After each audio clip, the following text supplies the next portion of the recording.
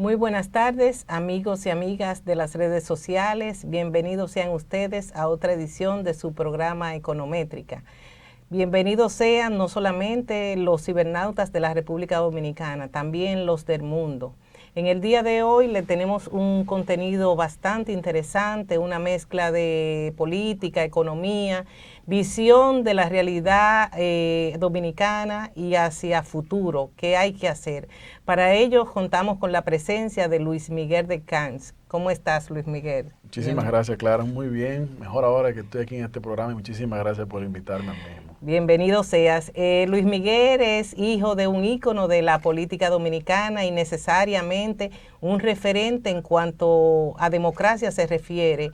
A través de los aprestos que estuvo, me refiero a Tuey de Can, lamentablemente partido, ido a destiempo, pero la verdad que en la República Dominicana la historia de reconocer el legado que en materia de democracia, en materia de política, en materia de inclusión tuvo a Tuey de Can. Muchísimas gracias. Sí, Luis Miguel, vi en la prensa que en una locución, una breve locución que diste para todo el país, que el Partido Revolucionario Socialdemócrata se renueva y de hecho estás llamando a la población, invitándola a participar con una nueva visión de conjunto, una nueva forma de hacer política. ¿A qué se debe ese...? Así es. Bueno, en primer lugar, nuevamente agradecer, Clara, por la invitación.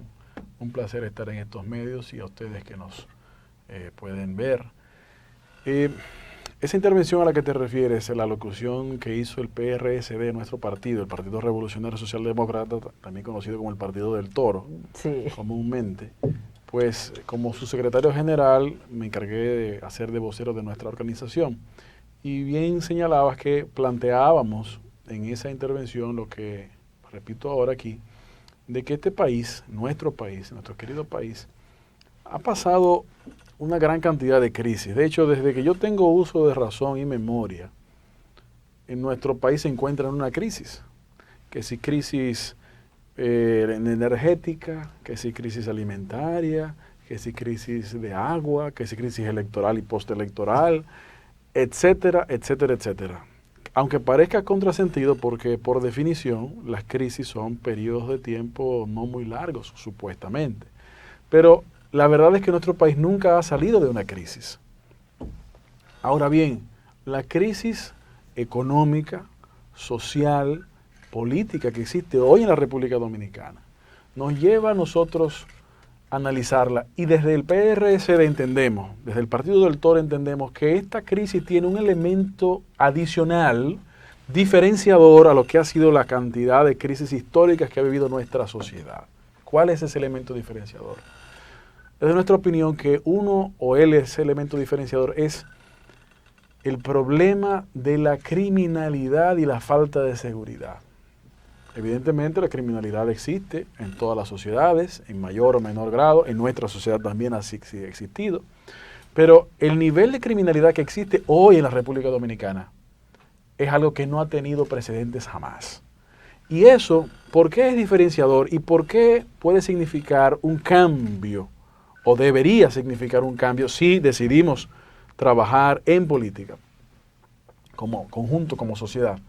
Bueno, porque, vamos a ver, el problema de la energía eléctrica, aunque afecta a todo el país, es un problema que afecta más duramente al dominicano pobre, clase media, que a la clase alta. El problema de la falta de agua potable, lo mismo. El problema de la falta de atención médica o de seguridad de salud, lo mismo. El problema de educación, lo mismo. Las clases pudientes, con respecto a todos esos problemas, pues han podido generalmente resolver esos problemas de manera privada con una planta eléctrica, pagando salud privada, pagando educación privada, que es una barbaridad, pero lo ha resuelto. Ahora, el problema de la criminalidad es un problema que no tiene límites de clases sociales. Y no importa la cantidad de dinero que usted pueda tener, es un problema que por más cámaras de seguridad que usted ponga, por más seguridad que usted ponga, por más alta que ponga las verjas de su casa, usted va a salir a la calle y va a tener una intranquilidad. Y eso es un factor diferenciador. Ahora, ¿por qué ese factor? porque a propósito de econométrica, porque en este país hay una distribución totalmente inequitativa de los recursos de la nación. Tú mejor que yo sabes, Clara, de que el país presenta año tras año cifras macroeconómicas de crecimiento, y cuando usted lee eso, usted se siente que está en otro planeta, porque usted dice, pero ¿cómo puede ser que estas informaciones que estadísticamente pueden ser así, estadísticamente, cuando usted aterriza a la realidad y pone los pies sobre la tierra, se da cuenta de que no es la realidad del día a día que usted vive? Entonces, esa falta de distribución más justa y equitativa da como consecuencia estos problemas. ¿Qué es lo que nosotros desde el PRSD planteamos, proponemos y entendemos? Primero, que la labor del Estado es brindar las condiciones a la población para que la población pueda desarrollar una vida digna. Y su familia, obviamente, la población en sentido general. Bien, para eso tiene que haber una distribución más equitativa de las riquezas. Pero ¿cómo puede haber una distribución más equitativa de las riquezas si los niveles salariales generales en nuestro país son insuficientes para lograr cubrir la canasta familiar básica? Pero claro, desde el punto de vista económico, usted no puede solamente tirar la soga de un lado. Quien está llamado a crear los empleos no es el sector público. Me explico. La labor del sector público no es la creación de nuevos empleos y nuevas posiciones, y ya hoy en día la República Dominicana es el principal empleador de nuestro país, pero a medida que pasa el tiempo nos damos cuenta de que parecería que se irá convirtiendo en el único empleador. ¿Por qué? Porque el sector privado, que es quien está llamado a la creación de empleo, se encuentra total y absolutamente sometido a hasta una especie de violencia económica, cuando con procesos de reformas tributarias, mal llamadas fiscales, una tras otra, y reformas tributarias encubiertas, que no se le llaman nuevos impuestos, pero en el efecto que tienen es como si fueran impuestos. Parches fiscales. Parches tributarios, diría, porque lo fiscal tiene que tomar en cuenta también el gasto, y no solamente la recaudación. Sí. Y aquí no ha habido un gobierno en los últimos 20 años, por ejemplo, que haya tomado en cuenta el gasto, solamente se ha tomado en cuenta la recaudación. Pero volviendo a lo que estaba mencionando, el sector privado, que es quien está llamado a la creación de empleo, no lo ha podido hacer porque el gobierno, los gobiernos, no se han preocupado por implementar y fomentar políticas de fomento a la producción de empleos. ¿Por qué? Volviendo al punto, porque solamente se han estado preocupando de la recaudación y de que la presión tributaria es por debajo de la media de la América Latina. Muy bien. ¿Y cuál es la calidad del gasto? ¿Y cuál es el criterio de cobrar un dinero con impuestos a empresas con anticipos cuando no lo han cobrado y tal vez ni siquiera lo cobren? Es decir, el solo hecho de que usted como empresa que puede dedicarse a brindar servicios o puede dedicarse a ofrecer productos, usted factura y puede que usted no llegue a pagarle en un periodo largo de tiempo o al final tal vez no le pague y usted tiene que pagar como si usted ha recibido ese importe de esa factura. ¿Qué es lo que está haciendo el Estado? El Estado está penalizando la actividad económica. El Estado está penalizando la actividad que está llamada a su vez a la creación de empleo. Entonces, se convierte en un círculo vicioso. Por un lado, el Estado, a través del gobierno, implementa políticas públicas que violentamente, desde el punto de vista económico, pues someten a la población en su sentido general a la imposibilidad de desarrollarse económicamente, y al mismo tiempo aumenta su tren gubernamental con posiciones que no necesariamente son las que necesita el sector público, sino el sector privado de desarrollar. ¿Qué tenemos entonces? Tenemos entonces un problema de un supuesto crecimiento económico con salarios que no son factibles para el desarrollo nacional. ¿Y qué pasa? Que las empresas que ofrecen bienes y servicios, todas las empresas que ofrecen bienes y servicios, en un momento determinado llegará, y creo que está prácticamente en algunos sectores ya llegó, el el hecho de que no se tiene a quién venderle esos bienes y esos servicios, porque la población en su conjunto no tiene la posibilidad, los ingresos no son suficientes. Y a eso es a lo que me refería en un principio sobre la desigual distribución de la riqueza nacional. Y la responsabilidad obviamente recae sobre el gobierno dominicano. Nosotros entendemos que para resolver eso hay que comenzar por una política fiscal que sea racional. Y cuando digo fiscal me refiero a una recaudación racional, pero al mismo tiempo a un gasto racional que obedezca los lineamientos de la Estrategia Nacional de Desarrollo, por ejemplo, sí, o los grandes lineamientos, a través de la eliminación de anticipos que no tienen ningún sentido bajo ningún concepto de racionalidad, y que usted pague los impuestos que tiene que pagar, pero siempre y cuando haya realmente recibido esos importes, haya creado esa riqueza, porque entonces no tiene sentido. Comenzando por ahí, habrá entonces la posibilidad de la creación de empleos dignos en el sector privado, en donde con un aumento de los niveles salariales generales, habrá más recursos económicos en la población en sentido general, para entonces acceder a la compra de esos bienes y servicios. Y entonces, esas cifras fabulosas que presentan las autoridades dominicanas durante muchos años, podrá entonces tener sentido social y real en la población dominicana. Sí, bueno, porque es innegable que el país de una manera u otra ha crecido. De hecho, la agencia calificadora Moody's incrementó la calificación de riesgo país la semana pasada. No sé qué opinión te merece. Lo cierto es que ese crecimiento que ha sido sostenido y que se referencia a la región, a mí me gustaría saber en algún momento si a Latinoamérica, porque en Latinoamérica está Brasil, está Argentina, está Chile, o si es a la región del Caribe, o si es a las Antillas, o si es a la isla de Haití con la República Dominicana. La verdad que es un poco, llama un poco la atención, o sea, un crecimiento sostenido, un incremento de la calificación riesgo país y una crisis política y de credibilidad en cuanto al tema de la corrupción. O sea, cuando una agencia calificadora, la experiencia me lo dice, evalúa el riesgo país, lo evalúa integralmente, no solamente evalúa la capacidad de pago, de cumplir con los compromisos que tiene el Estado Dominicano, sino también evalúa la posibilidad de que se arme un desastre, la criminalidad, por ejemplo, es un tema a considerar. Un inversionista que tenga intención de venir a la República Dominicana, tomar en cuenta que sus hijos no podrán vivir tranquilos. De hecho, nosotros, los que somos padres, corroboramos contigo 100%. Claro. Cuando un joven sale a la calle, uno reza las 5,000 vírgenes, como dicen en el argot popular. La verdad que eso es así. Y un tema interesante de lo que señala Clara, yo creo también que hay que señalar, a propósito de la calificación riesgo país, son los conceptos.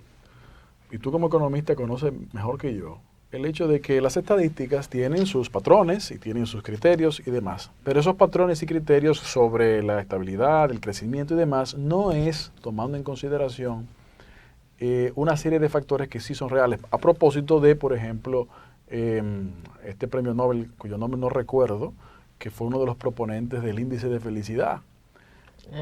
Pero bueno, a nivel de análisis económico, ¿no? Sí. Y ese índice de felicidad no es el que se toma en consideración a propósito de eso. También, por otro lado, respecto a las calificaciones, hay una diferencia de criterio fundamental que hay que señalar. Hay quienes sostienen el criterio de que las naciones, en fin de cuentas, no deben tener reales límites de endeudamiento. Comienzan a argumentar por qué. Señala que un límite elevado pues se subsana con un acceso a un crédito blando de tal naturaleza o una ampliación de los compromisos o una renegociación futura bajo la sombrilla o sobre la red de seguridad de los organismos multilaterales, etcétera, etcétera, etcétera. Amén. Pero ese criterio parte del hecho de que las naciones tendrán que estar siempre atadas a esas obligaciones que le impiden con sus propios mecanismos y con la producción interna, la creación de riqueza. Entonces, esos números de creación de riqueza, fíjense que toman en cuenta una serie de factores de préstamos. Entonces, no es real el factor de mencionar de que, bueno, el país va en tal dirección cuando los niveles de endeudamiento del país hipotecan la vida de las próximas 3 generaciones de dominicanos. Y mientras tanto, ¿cuáles son las inversiones de esos recursos en proyectos de producción nacional? ¿Cuáles son las inversiones? No me refiero de manera puntual, de manera sorpresiva, entre comillas, no. Las inversiones programáticas y programadas de, por ejemplo, el aumento de la productividad agrícola en la República Dominicana. Por ejemplo, ¿cuáles son? Vemos, por ejemplo, cómo sale en la prensa en estos días que el sector lechero, por ejemplo, en la República Dominicana pierde 200 millones, no sé si al mes o al año, pero una cantidad importante. ¿Por qué? Bueno, porque el país ha decidido, o los gobiernos de nuestro país han decidido colocar la nación dominicana en un esquema de dar preferencia a las importaciones frente a la producción. Y no puede ser, tiene que haber un equilibrio. Ciertamente el acceso a los productos al mejor precio a los consumidores es importante, eso está fuera de discusión, pero tiene que haber un equilibrio de la producción, porque volvemos al punto que hablábamos hace un momento. Si no hay producción nacional de riqueza, no habrá quien ofrecer los bienes de consumo y entonces volvemos a profundizarnos más en esa crisis. Sí, así mismo, bueno, no es un secreto para nadie que los salarios promedio en la República Dominicana son de subsistencia. El gobierno ha dicho en el último discurso de rendición de cuentas que habían salido de la pobreza una cantidad considerable de dominicanos. Sin embargo, tú ves que digamos los insumos que utilizan para sacar esos indicadores son esquemas de subsidio, o sea, tú lo que estás acostumbrando a un dominicano que se quede, bueno, si bien Omar, que se quede en su casa o que se quede en el colmadón, que haga la cosa, no la haga adecuadamente y no crea fuente de empleo, ¿tú entiendes? O sea, claro, a los que son pobres de solidaridad, yo estoy de acuerdo que hay que darle una tarjeta, pero la verdad que lo que es necesario es sentar las bases para que todo el mundo tenga la posibilidad de tener un empleo digno, o ser emprendedor, o ser microempresario. Sin duda, los programas de asistencia social son importantes, y eso es así. Ahora, si la política del Estado para la eliminación de la pobreza está sustentada de manera casi exclusiva en un programa de ayudas, pues evidentemente nunca va a concluirse ese programa en el sentido de que no es verdad que vamos a salir de esa pobreza como nación. Porque, como tú decías, esos índices están tomando en consideración a la persona, pero cuando esa persona usted la lleva al hogar y ve que en el hogar esa persona es la única que produce, pero en ese hogar están, por ser conservadores, 3 personas en total, vemos entonces que ese nivel de ingreso de esa persona, que no es el nivel de ingreso a nivel de núcleo de hogar o familiar, vemos que realmente no está por encima del límite de la pobreza, sino que está por debajo. Es decir, al final del día, quien hace la ley hace la trampa, dependiendo de cómo usted lo mire. Si usted lo mira desde el punto de vista de individuos, sí, se hace con bombos y platillos el anuncio de que tantas personas ya no son pobres, pero eso no es real. ¿Por qué? Porque supuestamente si ganaban 10 pesos, ahora ganan 12 pesos y el límite de la pobreza es 11 pesos. Sí. Vamos a suponer que te compre este argumento, pero esa persona es la única persona que ingresa recursos a esa casa, y esa casa tiene como mínimo 3 personas, realmente son mucho más, pero pongámoslos como mínimo 3 personas. Cuando usted tire el balance de esos 12 pesos entre 3, ¿cuánto es que están ganando realmente? 4 pesos, que está por debajo del límite. Entonces, al final del día, son números que son importantes conocer, pero no podemos como ciudadanos dejarnos narigonear de ellos y darnos cuenta de que también, y los que son economistas saben mejor que cualquiera cómo se manejan los números o cómo pueden ser susceptibles de ser manejados, no para que digan mentiras, sino para que se vea solamente una cara de la moneda y no se vea el otro concepto o la otra perspectiva del problema. Mientras sigamos apostando de manera única a la solución del problema de la pobreza en la República Dominicana o basados en programas asistencialistas, no vamos a salir de la pobreza. ¿Hay que eliminarlos? No, no hay que eliminarlos. Lo que ese no puede ser la piedra angular para solucionar ese problema. El problema tiene que venir inicialmente planteado de un problema de recaudación y gasto, redistribución de la riqueza nacional, pero obviamente hay que darle a la población ingresos que sean suficientes. Al final del día es una cadena. Sí. ¿Cómo la población puede atender sus necesidades básicas? Vamos a suponer que la salud está resuelta, que no está resuelta. Vamos a suponer que la educación está resuelta, que no está resuelta. Vamos a suponer que el transporte está resuelto, que no está resuelto. Supongamos todo eso y que la única preocupación respecto de la canasta familiar sea la alimentación. Y una familia que no pueda cubrir su alimentación, ¿cómo puede salir de la pobreza? Entonces, no podemos llamarnos engaños.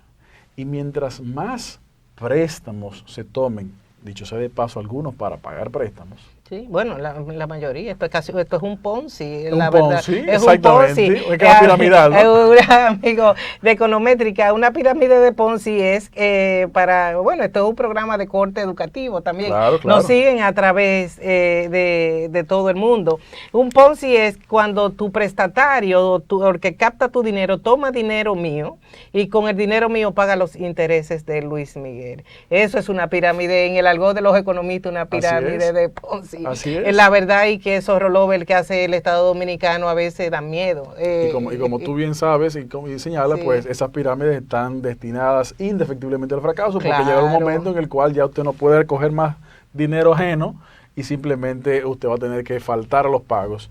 Y ahí es a donde no se puede llegar. ¿Cómo es posible que todavía a esta altura haya funcionarios que señalen que el país puede seguirse endeudando? Eso es una irresponsabilidad. Sí, y bueno, y hay un funcionario específico que entiende que el problema no es el endeudamiento, que el problema, bueno, ya tú lo planteaste, que son las recaudaciones y una mala estructura fiscal o una estructura fiscal tributaria inadecuada.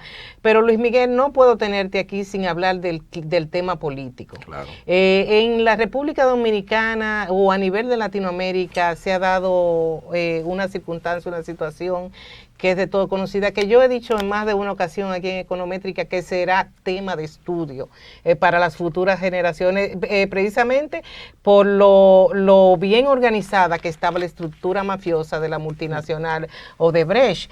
En la República Dominicana hay muchas leyes, muchas leyes, pero falta de autoridad. ¿En qué va a parar estos procesos? ¿Han sido sometidos a algunos, a otros le han ratificado medidas? O sea, el gobierno, la población ha perdido la esperanza en que haya un real sistema de consecuencias, en lo que por lo menos han sido identificados como, digamos, presuntos culpables, porque hasta que no haya una... O sea, y es por eso que están los movimientos sociales reclamando un cambio. Yo creo que se ha llegado al momento donde la República Dominicana tiene que pasar algo tiene que pasar que cambie este statu quo, este sistema de cosas.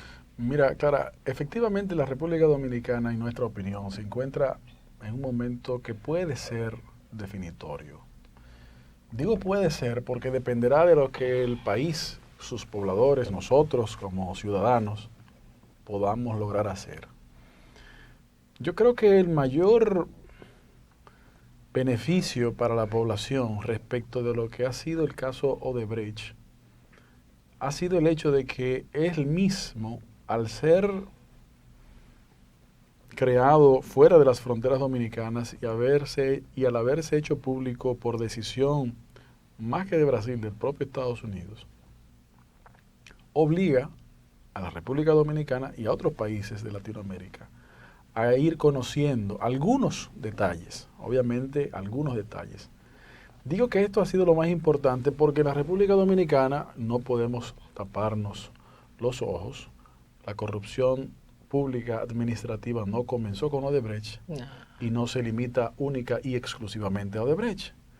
Es decir, puede que este sea un caso significativo, de hecho lo es, pero evidentemente no es el único. Además, seamos también claros, los montos de los que han hablado las autoridades relacionadas a corrupción con este caso son montos que se quedan cortos, a todas luces. ¿Qué quiero yo decir con esto? Esto ha sido beneficioso para el país porque ha sido lo que ha permitido que la sociedad tenga herramientas de información suficientes como para motivarse a movilizarse en demanda y reclamo de algo que parecería hasta bizarro que se esté solicitando y que la gente no lo quiere entender. ¿Qué es lo que se está pidiendo? El fin de la impunidad, el fin de la corrupción, que los recursos públicos que se han robado sean devueltos y quienes se los robaron que cumplan condena. Eso es lo que se está pidiendo. Exacto. ¿Quién puede con fundamento argumentar en contra de esa petición? Eso es algo increíble que a esta altura se esté pidiendo, pero es importante que se esté haciendo. Entonces, yo creo que independientemente de lo que sucede ahora en adelante, de por sí ya eso es una ganancia. Ahora, esa ganancia para el pueblo no puede ser la única. Tiene que trascender, tiene que convertirse en algo más que solamente eso. ¿Por qué? Primero porque, como decíamos, no es verdad que es el único caso en este país. Habrá muchos más. Ojalá no haya en el futuro, pero hoy día y hacia atrás deberán haber. Sí. Número uno. Número dos, porque nos señala que las movilizaciones sociales tienen un ámbito de aplicación en la sociedad fundamental. Es un actor fundamental de la sociedad. Y es el de presionar a las autoridades para que se lleven a cabo las medidas correctamente. Punto. Ahora, es la labor de los actores políticos la consecución del poder político en las posiciones del Estado para desde allí hacer lo correcto. Y es ahí donde entran los partidos políticos. Y son los partidos políticos los que están obligados a esto. Dentro del mundo de partidos políticos, de la amplia gama de partidos políticos que existe en la República Dominicana hoy, nosotros en el Partido Revolucionario Socialdemócrata, el PRSD, en el Partido del Toro, entendemos que tenemos características diferenciadoras positivas respecto a otras organizaciones políticas. Todo el mundo conoce la razón de creación de nuestro partido y simple y llanamente fue un tema de principios. Punto. Segundo, todo el mundo conoce que nuestra organización política, durante los 11 años que tiene de vida, se ha mantenido total y absolutamente vertical ante las políticas de la repera. Nosotros no hemos participado en eso y nunca vamos a participar en eso porque la política en la que creemos y la que practicamos es una política de desarrollo nacional, no es una política gangsteril, que es lo que lamentablemente, al mejor postor. Que es lo que lamentablemente sí. La gente con toda la razón del mundo se queja. Entonces, esas características diferenciadoras que señalo, menciono esas dos, por decir algunas, son importantes, y digo diferenciadoras positivas. Y por eso, en esa intervención que sostuvimos y que tú mencionabas, señalábamos de que ante la sensación de desesperanza que existe en nuestro país, yo diría que más que desesperanza, de impotencia. Así es. Que existe en nuestro país. Es una mezcla de todo, de claro, indignación, impotencia. Porque la desesperanza desaparece sí. En la medida en que la gente ve que estas movilizaciones sociales se producen sí. Y que son exitosas, y que con el tiempo lo que han ido es incrementándose. Ahora, ¿cómo pasar de eso a que los que controlan el poder político hagan lo correcto? Bueno, seguir presionando porque el poder político lo tiene un partido político casi de manera absoluta que ha estado en el poder durante muchos años y ha demostrado no querer hacer lo que debe hacer o lo que el pueblo quiere que se haga. Ahora, el proceso electoral próximo es un proceso electoral, porque somos creyentes en el proceso democrático, es un proceso electoral que tiene que realizarse de manera ejemplar para que la población decida, de manera que se respete la voluntad popular. Pero ahí voy, como lo que te decía ahorita, los actores políticos tenemos que participar y por eso en el PRSD nosotros proponemos un proyecto de nación, proponemos un proyecto de partido, un proyecto de poder político que tenga sus propuestas programáticas de desarrollo nacional, pero también que tenga sus propuestas de candidaturas electorales en todos los niveles, en el nivel presidencial, en el nivel congresional, en el nivel municipal, de forma que podamos como organización lograr las posiciones que tienen el poder de decidir y hacer las acciones que las movilizaciones sociales han señalado que les interesa. Y dentro de ese espacio es que hemos dicho y repetimos aquí que llamamos a la ciudadanía a que participe en la actividad política, porque es a través de esta actividad política que podemos cambiar nuestra realidad y que dentro de ese deseo de participar sepan que sí hay una alternativa y que esa alternativa la constituye el PRSD, el Partido del Toro, en donde no hay cola que nos pisen y en donde hay propuestas firmes, en donde si usted tiene deseos de que su país progrese y tiene deseos de, ¿cómo se llama?, de comprometerse con esa voluntad y practicar y ejercer la actividad política, que siempre es una actividad de sacrificio, tiene la posibilidad de hacerlo en el PRSD y no tiene que pasar un proceso de compromiso con intereses oscuros. El único compromiso que a usted se le requiere para desarrollarse políticamente en el PRSD, en el Partido del Toro, es el compromiso con su pueblo, y el compromiso con hacer lo correcto, y el compromiso de trabajar para lograr las posiciones y desde allí hacer lo que la población necesita y quiere. Así es. Amigos de las redes sociales, conversamos con Luis Miguel Decán, secretario general del Partido Revolucionario Socialdemócrata. Luis Miguel, tú sabes que este es un programa interactivo. El señor director de hace ratito me está haciendo la señal, la pauta para ir a las redes sociales, de manera tal que tú puedas interactuar y si hay alguna inquietud, contestar las preguntas. César Francisco Agramonte, un saludo a Luis Miguel desde Boston, Massachusetts. Muchos saludos, César. Sí. Creo que no está frío en Boston ahora, está más o menos. Sí. Seguimos, director. Placer. Pedro José Andújar Montero, productores de cebolla de Vallejuelo, protestan frente al Palacio Nacional en demanda de pagos de las compras de cebolla a través del Ministerio de Agricultura. Eso es vamos a leerla toda, entonces vamos contestándola una a una. Eso es un punto importante. Claro. Ramón Casado, esta economía está muy mala. Bueno, así es. Sí, continuamos.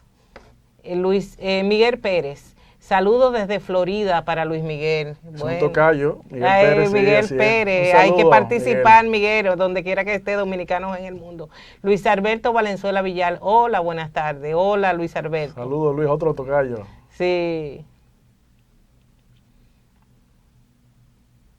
Pedro José Andújar Montero, saludos, Miguel de Canch.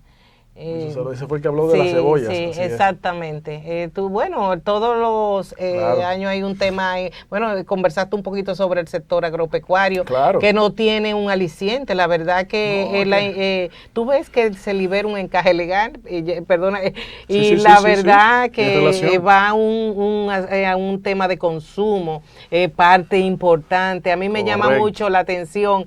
¿Tú sabes por qué? Porque todos sabemos que el encaje legal es el respaldo que tienen los ahorrantes en la entidad donde depositan su dinero. O sea, esa parte que se dedica, si bien es cierto que vamos a darle un aliento a la economía, hay que tener mucho cuidado a qué sector de la economía se dedique. Esto es una opinión muy personal de Clara González en Econométrica. O sea, yo creo que dedicarlo a compra de vehículos, claro. a consumo, eso es un tema. Yo creo que eso es una opinión totalmente racional, porque que al final del día, muy bien, la estabilidad económica y el fomento de sectores económicos, claro, pero como tú señalas, ¿pero cuáles sectores? ¿Aquellos sectores que están llamados a producir más riqueza o aquellos sectores que están llamados a reducir su valor? A propósito de los vehículos, muy bien, sí. Los vehículos tienen funciones múltiples, si son necesarios, si son importantes, eso está fuera de discusión. Pero ¿cuál fue la última vez en la que se dieron facilidades para los productores a propósito de Vallejuelo? De los productores de cebolla de Vallejuelo. ¿Cuál fue la última vez que se trabajó eso? Los recursos de préstamos del Banco Agrícola, por ejemplo, son totalmente insuficientes. Y lo importante no solamente son los recursos, sino también la oportunidad de estos. Me explico. La producción agrícola, evidentemente, en gran medida, en nuestro país, está a la merced de el clima y las situaciones atmosféricas y los fenómenos atmosféricos. Entonces, cuando usted necesita un dinero para poner a producir una tierra, usted no lo necesita en 3 meses, usted lo necesita ahí, por las razones que ya he mencionado. Si llega el 4.º mes, ya no es necesario, ya pasó, ya es, como se dice, una pifia. Hay que señalar, por ejemplo, la liberación de encajes legales, por ejemplo, para los temas de vivienda. Eso es diferente, porque como tú señalabas, ya eso no es exactamente de consumo. Ya esos activos que se pueden comprar generarán valor y además serán activos que significarán en el futuro... La plusvalía.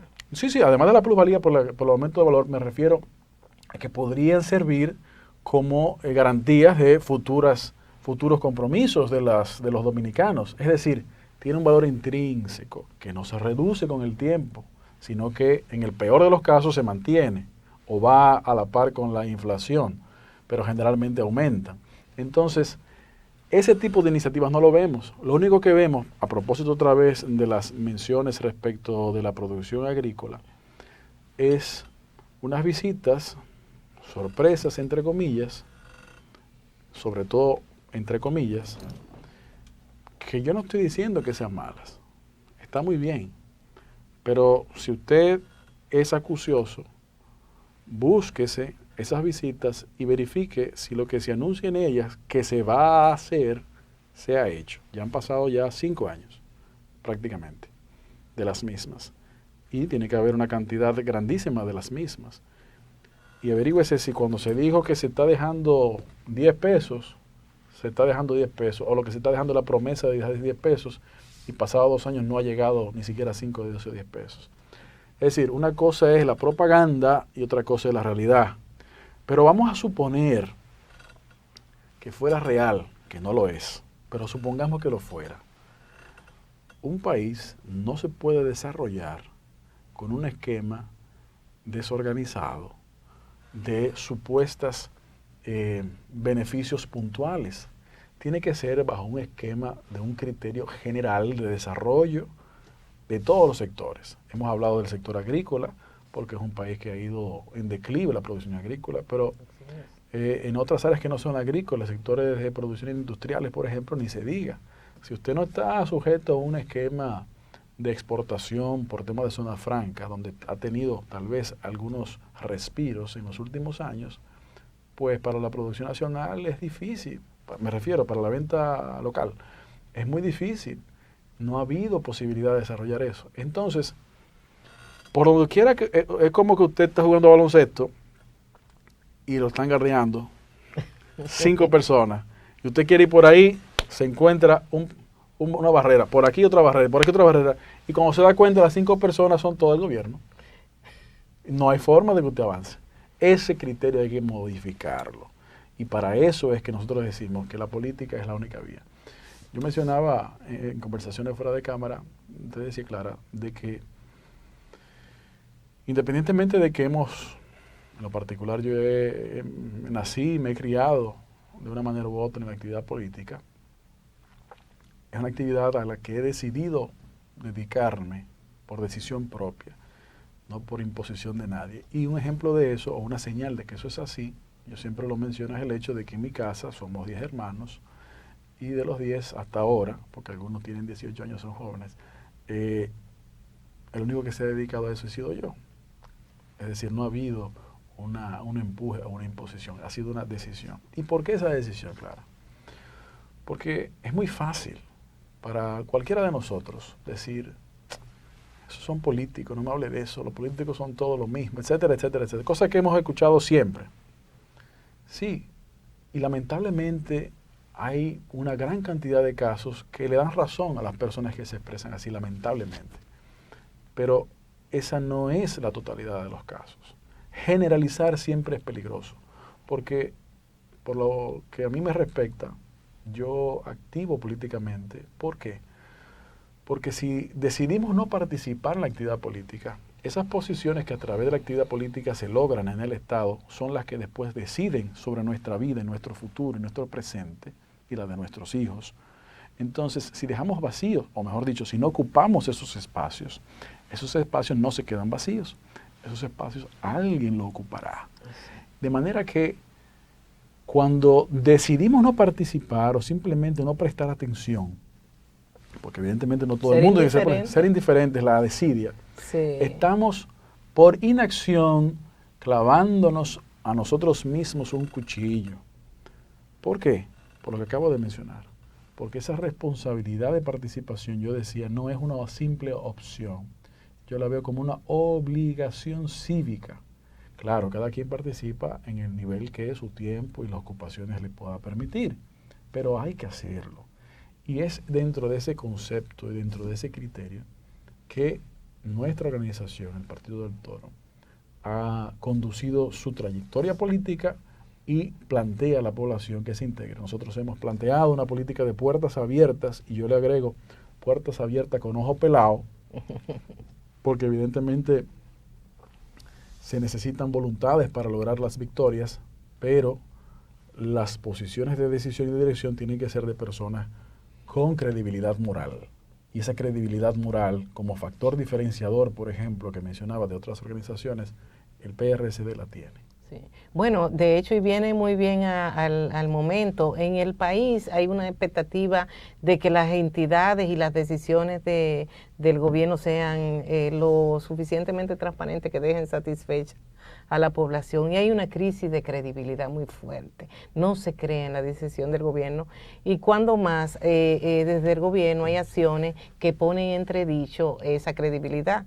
Y yo traigo al caso la noticia de que hay un decreto que nombra a un miembro de la comisión que estudió la licitación de Punta Catalina como director o presidente, director de la termoeléctrica de la planta. Eso es un claro conflicto de interés. Bueno, se basan en el hecho de que este economista, que es muy bueno, un economista, gran profesional, hizo algunas recomendaciones, pero tú no puedes en este caso ser juez y parte. O sea, yo veo que ahí se profundiza más el descrédito, según mi punto de vista y conversaciones que he tenido con personas que me merecen mucha credibilidad del gobierno. O sea, se sobrepone la decisión y la voluntad de un gobernante sobre la demanda de una población. Eso es un claro ejemplo. Sí, totalmente. De eso. Mira, a propósito de eso que tú señalas, Clara, yo creo que, igual que tú, has dado en el clavo, yo pienso, porque la credibilidad, bueno, la credibilidad del gobierno dominicano se ve afectada toda vez que cuando llegan desde otros países supuestos listados de personas que supuestamente, real o no, están involucradas en los procesos de corrupción de Odebrecht, se someten al proceso de justicia. Pero respecto de un proyecto, el más grande de todos los que esa empresa ha estado relacionada en este país, eso queda totalmente fuera del proceso de investigación por las autoridades dominicanas. Y entonces ya ahí, respecto de ese punto, no se lleva a cabo la investigación institucional que es ordenada por la ley, sino que se nombra a una comisión que, indistintamente de las cualificaciones de sus integrantes, el hecho de que exista esa comisión es una total negación de la institucionalidad. Entonces, por un lado, se argumenta bajo la sombrilla de la institucionalidad y hay que dejar que la justicia proceda, pero por el otro lado, no me metas la justicia y la institucionalidad de aquí vamos a hacer una comisión que diga X cosa, que dicho sea de paso, el reporte muy contradictorio, reporte largo y confuso. Pero, a propósito de la institucionalidad, yo he señalado, y aquí lo repito, que es curioso cómo las autoridades dominicanas, el Ejecutivo y a través de su brazo en el Poder Judicial, el Ministerio Público, la Procuraduría General de la República, de una manera u otra, de manera insistente, afirman y reafirman que la República Dominicana es una colonia política de otras naciones. ¿Por qué yo digo esto? Muy sencillo. Porque cuando el Ministerio Público se limita a hacer lo que desde fuera le han dicho que es lo que hay y no hace ningún otro tipo de investigación e indagatoria local, entonces no estamos teniendo soberanía. Ni autonomía. Ni autonomía, estamos simplemente cumpliendo las órdenes de nuestras metrópolis correspondientes, si es que hay más que una. Entonces, eso es una burla. Ahí hay que realmente darse cuenta de que si lo que quieren hacer es sincero, pues que lo hagan correctamente. aquel discurso de que están todo lo que son y son todo lo que están, señores, ¿cuál ha sido la investigación que se ha hecho en la República Dominicana? No, que la lista viene. Ah, no, que el acuerdo hay que hacerlo para que venga la lista. Se hace el acuerdo, después que se lo rechaza el tribunal, buscaron otro tribunal con mejores características para esos intereses, por decirlo de manera diplomática, y pasa el acuerdo. Llega la lista. Ah, no, ya esto es todo lo que hay, no hay más nada. Señores, vamos a ser sinceros. ¿Cómo es eso? O somos un país o somos una colonia. Quienes entendemos que somos un país estamos metidos en esta lucha para que se haga lo correcto. Y por eso reitero que planteamos eso. Pero ¿qué es importante? Atando ese tema con el que mencionaba hace un momento. Que al final el país se ha generalizado un régimen de complicidades en donde, mira, la ley dice que yo haga tal cosa, pero como tú y yo somos amigos, yo voy a hacer Y cosa, y como tú eres el que está encargado de verificar que yo estoy haciendo lo que tengo que hacer, no te preocupes porque al final es casi lo mismo. Y comienzan esas complicidades. Pero ¿dónde comienza la complicidad? ¿Dónde es que comienza ese amiguismo, ese populismo, ese olvídate de la ley que el que manda soy yo, olvídate de la justicia y montamos una comisión de investigación, olvídate de los resultados confusos y contradictorios de esa misma comisión y designamos uno de sus miembros que dirija esa operación? ¿Dónde comienza todo eso? Eso comienza en los procesos electorales. Por eso, cuando usted escuche en la prensa, en la televisión, en estos medios, la ley electoral, la ley de partidos. La ley de partidos. Señores, eso no es un tema solamente de los políticos y usted no tiene que pensar eso. No, todo lo contrario. Es ahí en donde comienza el proceso o el régimen de complicidades que existe en la República Dominicana. ¿Por qué? Le voy a poner un ejemplo. Cuando usted tiene una persona que aspira a una posición electiva, por ejemplo, diputado, y para su proceso de candidatura gasta X cantidad de millones de pesos, superior a lo que esa persona va a lograr recaudar por concepto de salario en la posición, si la logra, econométricamente hablando, no tiene ningún tipo de sentido.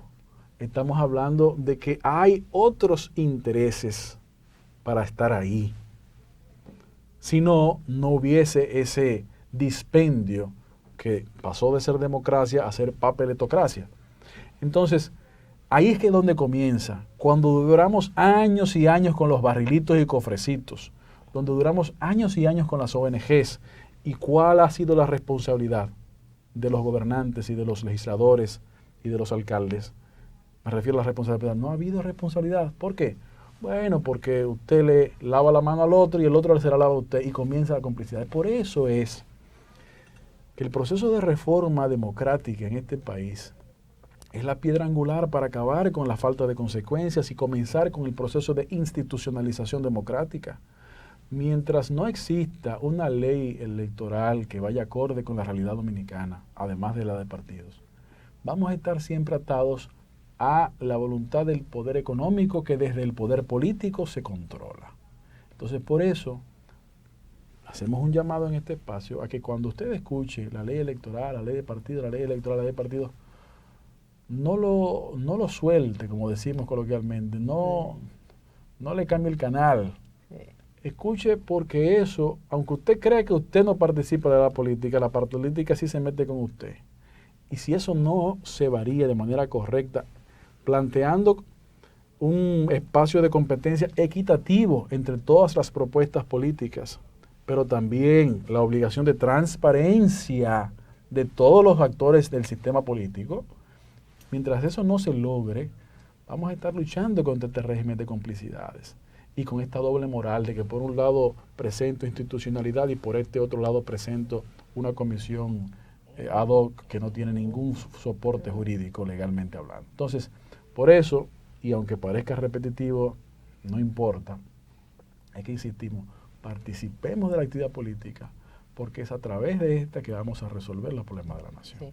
Luis Miguel, en lo que están muy activos, que no quieren desperdiciar la presencia tuya esta tarde en Econométrica, son las redes sociales de Econométrica y del Nuevo Diario. Dice Manuel Dorvir, ¿Cuál es su visión del panorama político-económico de cara al 2020 y el papel opositor que debe jugar su partido? Vamos a contestarla todas juntas. Okay. Sí. César Francisco Agramonte, los dominicanos en el exterior queremos tener contacto con el Partido Revolucionario Socialdemócrata y que no tengan más presencia. Sí, ya sabe, ahí tiene un... Giselle Castillo, felicidades por su excelente contenido. Muchísimas gracias, Giselle. Gracias a ti. Sí, continuamos con las redes. Director. Sandra Ricard, en vista de la situación actual oscura y difícil, ¿qué garantía tiene la República Dominicana de que su partido contará con los recursos para que el panorama sea diferente? Buen punto ese, sí, claro. Muy buen punto. Bueno, desde el principio hasta el final, o casi el principio, los amigos dominicanos en el exterior, a propósito del PRSD, nuestro partido tiene presencia en el exterior. En cuanto a Estados Unidos se refiere, en Boston, en Rhode Island, en Nueva York, en la Florida, en Filadelfia y en otros puntos del país. Pero indistintamente de eso, así como usted muy amablemente ha hecho los comentarios que ha hecho en este programa, por las mismas redes sociales, siéntate en toda la libertad de contactarnos a nosotros, que como secretario general vamos a darle todas las direcciones a los dirigentes necesarios para que usted pueda ser parte del partido y desarrollarse políticamente usted también, sin que tenga que hacer fila para entrar y sin que tenga tampoco tener un techo de crecimiento. El techo de crecimiento se lo pone cada uno con su trabajo. Respecto de la primera pregunta, la visión sobre el 2020 de nuestro partido y el papel de nuestro partido como oposición. Mire, nosotros siempre hemos tenido el criterio de que un partido ante cualquier cosa tiene que ser responsable. Y para ser responsable hay que señalar que como partido de oposición hay que indicar las cosas que están mal, pero no quedarse ahí. Hay que proponer soluciones a esas cosas que están mal. Por eso ustedes ven, como estamos conversando Clara y yo, que cuando hemos mencionado problemas, el problema fiscal, el problema salarial, el problema de criminalidad, entre otros, que hemos mencionado en esta entrega, hemos planteado soluciones, hemos planteado propuestas de soluciones y hemos identificado cómo creemos que deben ser solucionadas. ¿Qué quiero yo decir con eso? Que como oposición tiene que ser una oposición constructiva, crítica constructiva. Si alguna acción puntual o varias acciones específicas de los gobiernos son correctas, tenemos que señalarlo, con mucho gusto, por supuesto que sí. De hecho, aquí mismo hemos hecho una a propósito del encaje legal para lo de la adquisición de las viviendas. Eso es una política correcta. Así es. Es decir, no hay que tenerle miedo a que el que haga una cosa porque no es de mi partido, pues ya está mal. No, eso no puede ser. Tiene que haber una claridad, porque entonces, si no existe esa claridad, usted pierde la credibilidad. Y eso no se puede perder, porque al final eso es lo que nosotros como ciudadanos, no solamente como políticos, sino como personas al final del día debemos mantener. Y en esa dirección como partido nos vamos a seguir manteniendo. No solamente para el 20, sino después del 20 en el Estado, Dios mediante con la ayuda de la participación y los votos de los dominicanos y las dominicanas, pero siempre. Y la última, creo, pregunta sobre el financiamiento. Sobre las partes económicas. Miren, sí. Uno de los problemas que ha habido en nuestro país ha sido, en cuanto al descrédito de los partidos políticos y de los políticos en sentido general, ha sido la principalía que ha tenido el dinero en la política. ¿Es imposible que el dinero esté en la política? No, obviamente siempre va a ser necesario. Pero cuando de ser necesario pasa a ser fundamental o principal, entonces hay un problema. En la década de los 90, en este país, hace ya 20 años, se aprobó una ley de financiamiento público de los partidos políticos. ¿Qué se buscaba con esa ley? Con esa ley se buscaba algo positivo, algo correcto, y es que los actores políticos tuvieran un distanciamiento de los actores económicos de la sociedad dominicana, los intereses económicos, y pudieran tener una decisión independiente para que se actuara de manera correcta hacia los intereses nacionales y no hacia los intereses particulares o especiales. Lamentablemente, esa intención no se ha logrado y lo que se trató de resolver con esa ley se empeoró. ¿Por qué?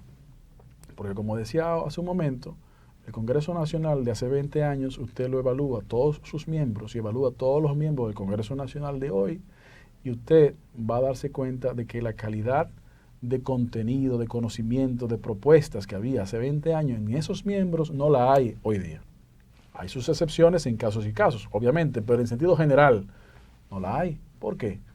Porque se ha impuesto la papeletocracia, se ha impuesto el dame tú esto, que yo te doy aquello. Y entonces, cuando en proceso de campaña alguien le paga a usted y a su familia por su voto, en términos económicos, pues no tiene ningún tipo de compromiso porque ya le pagaron por su servicio. Claro. Entonces, durante 4 años no tiene que verlo más. Entonces, se convierte en una transacción comercial. No. Ahora en este país estamos en una realidad en donde la población reclama credibilidad por el sentimiento de impotencia que todos los dominicanos sentimos hoy día por las injusticias que se está cometiendo contra nuestra población y nuestro país. Y esa credibilidad no se logra con recursos económicos. Usted puede tener todos los millones del mundo y no lo logra. Pregúntale al PLD. ¿Tiene credibilidad? No, pero tiene todos los recursos que ilegalmente ha podido sustraer del Estado y que ilegalmente maneja del Estado de manera con intereses politiqueros. Entonces, siendo la materia prima que la población ha demandado y que está demandando todo este año, credibilidad, somos claros en el criterio de que en el 2020 y más allá, nuestro partido tiene esa materia prima, que es justamente los valores, la credibilidad y el conocimiento de qué hacer una vez se logre el poder. Amigos, amigas de las redes sociales, esta tarde en Econométrica no ha habido desperdicio con el tema de la institucionalidad. Se ha planteado, Luis Miguel ha planteado muy claramente que sí existe una esperanza para el pueblo dominicano de un cambio que venga desde el propio centro de la población, que es necesario participar, que es necesario que el país pare su política de endeudamiento, porque las futuras generaciones seguirán, serán los que pagarán las consecuencias de esta acción, esta política que se hacen de manera populista, pero que realmente a veces hay que pensarla mejor. A Luis Miguel Decán, secretario general del Partido Revolucionario Socialdemócrata, le damos las inmensas gracias por haber accedido a nuestra invitación, y a ustedes, amigos de las redes sociales, gracias por estar presentes, y nos encontramos el próximo jueves en una edición más de su programa Econométrica. No olviden activar las notificaciones para que no se pierdan siempre con un contenido de primera. Muy buenas noches y hasta el jueves.